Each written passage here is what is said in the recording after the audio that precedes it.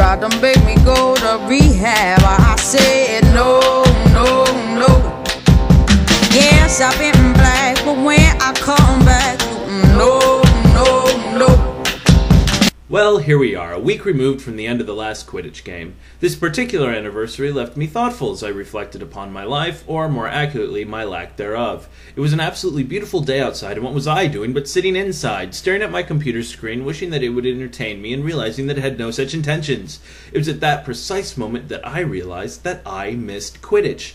I know, it's crazy. I mean, during the week, almost all we do is complain about it. The unpredictable hours, the long interception watches, compulsory RPs, and inevitable internet crashes. Which, I believe, is a subtle sign from God that what we are doing is silly, if not self-destructive, and really ought to be abandoned in favor of a real life. Luckily, we all know better, and have the wherewithal to tell God to get sorted. No, really, he'd be a great Hufflepuff.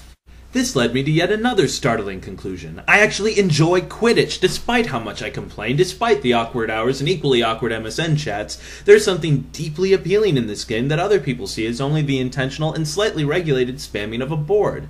Why? Well, I'll tell you. Isn't that shiny?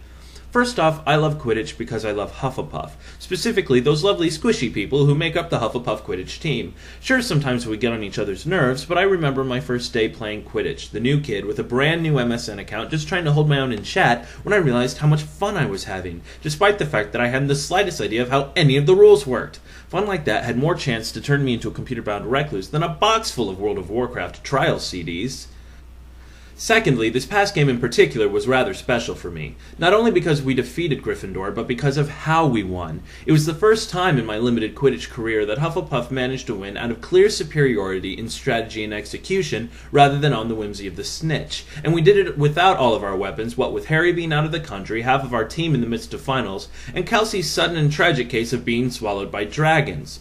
This wasn't to say that Gryffindor played poorly. On the contrary, we had a nice, well-paced game, as well as Quidditch can ever be well-paced, and with only 1 half-hour halt where our captains had agreed before the halt had even been called, and all we were waiting on was for an official to make everything, well, official.